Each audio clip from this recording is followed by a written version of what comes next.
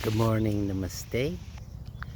I'm walking through to take you through this journey of and visiting our friends. The pigeons are there, and we'll be going a little further, and we'll seeing our good friends every morning. The geese, mother and father geese with their babies, and there's a smaller duck also. So how beautiful it is that when we can start our morning with this kind of a vision. And this morning I want to talk about a journey that I took, and I want to take you on this journey. So we're leaving from Kolkata. Our bags are packed. We have in our two bags all the necessary items for a journey: clothing, sleeping equipments, blankets, that's what it is, and also utensils for eating, because everyone has to carry their own necessities for the journey. So we are on the train, and we're going, eating and sleeping and doing worship morning and afternoon. And we reached our stop, Trivandrum. Oh, but we missed the train, the bus. So it's late in the night, so we can either sleep on the we can either sleep in the train station, but no, we're gonna sleep outside on the sidewalk, because it's a beautiful day, nice and refreshing night, and the moon is up. So we rested well, sleeping, and how good it is to sleep on the sidewalk. No tent or anything. So we catch the bus and we're heading. What a beautiful scene, Kerala. It's a place where our brothers and sisters, the literacy rate there is like 90%. Not just in academics, but in religious and spiritual life. So we reached the Pamba, and we're gonna go. We have two rooms reserved. We're gonna put our belongings there, and then we'll be resting for a little after bath and eating a nice meal. Because the Deveshwaram board, they were expecting us, and they provided us with the facilities. They're in charge of Sabhari Mela. We're here for the celebration of Makar Sankrant. And in this place, it is worship of Ayappa Swami. South Indians believe so much. The story you can get from Googling it, I wish I could tell you, but that will take up too much time. Maybe another time. But it's a very beautiful story. Anyway, we will get up in the morning after resting, and we'll walk up the mountain. It's rugged mountain, there's no roads. You make your way through the pebbles and the stones, and it's very steep.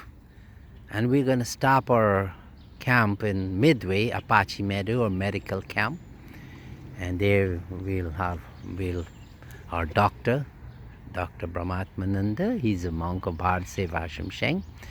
He will be treating patients primarily with cardiology problems. So we'll then continue up on the mountain, and then after traveling like 3 to 4 kilometers, we reach our third camp, and there we'll be doing massage and people who have walked up and tired. But I'm sorry, I didn't tell you that we couldn't bring up females who are in the childbearing years. So you have to stay at the camp at the bottom, because Ayappa Swami is a brahmachari. And this whole journey is predicated on this austerity. 1 month before before coming there, which starts of mid-November. You could come anytime and ends on the 14th of January, which is the day of Makar Sankrant. Pilgrims who are coming, they will observe brahmachari for 1 month, and throughout the pilgrimage, returning back to the home. And males will only be wearing the black cloth, black dhoti, and no shoe. And they'll be walking like 40 kilometers in the olden days through the bushes. A trail will be there. And occasionally we have to be careful. They have to be careful of the tigers and the elephants, because that is something that they were prevalent then. But now, because times have changed, many people just take the vehicle and come right to the Pamba, and then they go and take darshans for a short time, a day or two, and then they'll return back. But the more dedicated ones will take that journey and spend some time and wait for that Makar Sankrant, because it's solstice. It's the darkest night, that 14th of January, and also it's the starting of the longest days of the year after the longest nights of the year. So it's a time for celebration, light. Surya Narayan is in that position where it's most powerful. It's changing course, northern course. It's taking the northern course. So this celebration, and as the pilgrims walk up, they'll be chanting Devam Padam, Devi Padam, Ayappa Sharanam, Sharanam Ayappa. And they'll be moving upwards. So this, I thought I'd tell you the story because it's a very powerful story. It shows the dedication of these pilgrims who are coming there. And they do perform the most severe austerities. When I was there, 240 died because they will be exhausted from the trip. They will do the fasting, and we would detect that they have serious medical issues, heart problem, but still they will not break the fast. They will rather die, because that will give them their liberation and moksha. So this pilgrimage is so powerful, and we're now in a pilgrimage with COVID-19. Indirectly or unconsciously, we are being transformed also. We have to live within ourselves. We can't go outside to put attention and importance to the worldly life. Instead, we have to go inside. And when we go inside, what happens?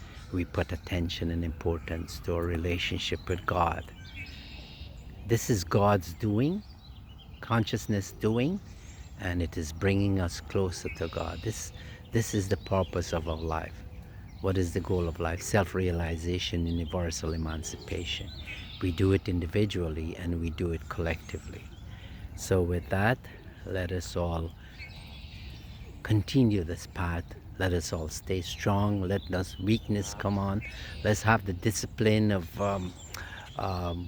watching what we eat and what we consume, because this is also necessary for a healthy body, healthy mind, because we are what we eat. And with this, I bring the blessings of Acharya Swami Parameshananda ji and all the gods and goddesses of all religion for their guidance and their grace, so that we can lift ourselves higher up. Om Shanti Shanti Hari Om.